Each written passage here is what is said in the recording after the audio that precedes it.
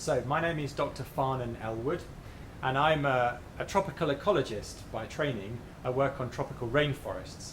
And there aren't many of those in northern Bristol. We're currently in a laboratory in the University of the West of England in the UK, but my fieldwork takes place in Borneo, in northern Borneo.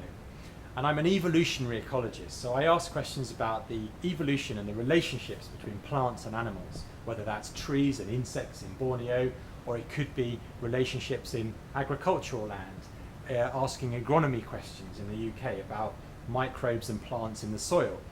Animals eat plants, we eat animals, so the whole network is very, very important and very connected. So I do research, both in Borneo and in the UK, and I also teach, and I do professional practice, which means that I go out and I advise companies and various political institutions about the best way to manage agribusiness and to manage research. Yeah, so we wrote this article for The Biologist, which is the in-house journal of the Royal Society of Biology, because as the International Year of Soil draws to an end, we thought it would be a good time to bring together some of the issues surrounding soil health and around maintaining soil for future generations. Because at the moment, soil is seen as a little bit of a black box by scientists, by farmers, and by agronomists. Agronomists are those crop doctors who help farmers to grow their crops. The definition of agronomy is the science of crop production. So you basically have your soil scientist, you have your farmer, and the agronomist sits somewhere in between.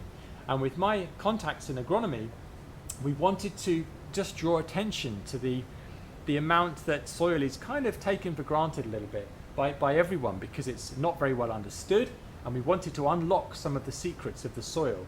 So for example, things like earthworms. People know about earthworms, but they're less familiar with nematodes and bacteria and fungi and the microbes that actually drive the system within the soil. And all of these things need to connect to get soil to function. So we basically, it was a bit of a kind of a soil safari, if you like, below ground, talking about all the plants and the nutrients and the microbes, they all fit together, just to give people an idea. Because if we want to save the soil, we need to understand the soil. And to understand it, we need to sort of bring everyone's attention so we can unlock the black box. In an article that was recently published, scientists estimated that there are only 100 harvests left. Now, 100 doesn't seem like very many, but if you think of that, the pressure, the reason why agriculture is under such pressure is because of human overpopulation. There are almost 9 billion people on the planet. They all need to be fed.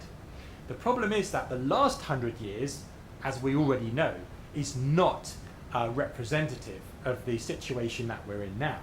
Even 10 years ago, agricultural equipment weighed from between 2 to 5 tons. Nowadays, it weighs 20 to 50 tons. It's increased by an order of magnitude, by 10 times. So even if we look 5 or 10 years ago, that's not going to help us to predict what's happening in 5 or 10 years, because the speed at which everything is changing is increasing year on year. So 100 harvests, 100 years, is actually, could be an eternity as far as the soil is concerned, because it may literally cease to function in 5 or 10 years when we hit this 9 billion people mark. And so this is a real crisis, a real catastrophe is facing farmers and those who advise them. There's a big swing now for agronomy companies to start trying to use traditional methods, to go back to the more traditional methods. The future of crop production does not reside in a tin. We have to start thinking about crop rotation, about tillage routines, about ploughing, sowing dates, all those traditional notions which have always sustained farmers in the past. But we now start, if we can start thinking about using those together with advances in technology, of course, we can't just go back to the Stone Age, that would never work, but we must start using our technological advances in a more sensible way, in a more sustainable way. And that's why this 100 years of farming is quite a shocking prediction, because it brings home the fact that this is not just 100 years we're talking about, this is a whole different world of soil and farming. So I think that, in terms of traditional farming, we must start using crop rotations more imaginatively. We must have different sowing dates. We need to reverse problems with soil compaction, with flooding, with leaching, losing nitrogen, nutrients, nitrification of the waterways, and eutrophication by putting phosphates and things into rivers and lakes. But talking of rivers and lakes, it could be time to say, well, maybe in certain urban areas, let's just do away with soil altogether and move to a more aquatic system and try to harness a kind of an aquatic system in which you would naturally find fish and microbes and nutrients in the water and plants, aquatic plants.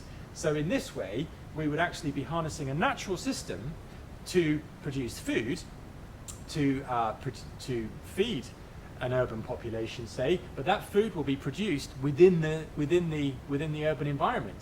And one of the other issues raised by the 100 Harvests article was that we could give agricultural land a bit of a rest by trying to produce food in our cities.